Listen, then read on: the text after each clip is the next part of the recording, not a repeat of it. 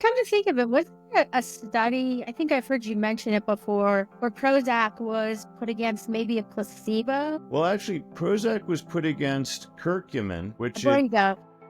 yeah, which is, a derivative of the Indian spice turmeric, Mhm. and curcumin in more than one study does about as well as Prozac does. That should be sort of a heads up in a number of ways for folks. Number one, curcumin doesn't have the kinds of side effects that Prozac potentially does, including the sexual dysfunction and ruminating about dark thoughts, potentially sleeplessness, lack of appetite, etc.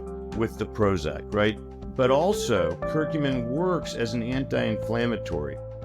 And so it does start to challenge this hypothesis that what you have to do, because the serotonin theory was, if you're depressed, you don't have enough serotonin in your brain, you better take a medicine to increase it. Well, turns out that things that are anti-inflammatory help low mood. Yes. Why?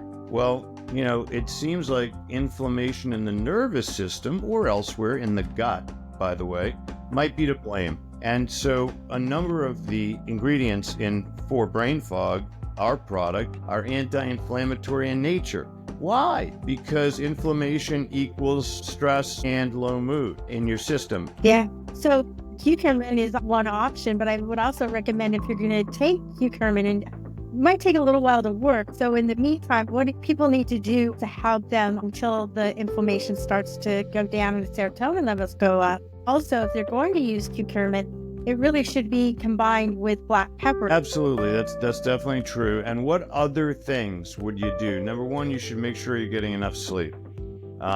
If you can. I mean, it's not easy. If you can't sleep, we have another supplement for sleep. But you should try to allow yourself, at least, to get enough sleep. Secondly, you should exercise. That's important because exercise has been shown to have tremendous value in terms of lifting mood and decreasing stress.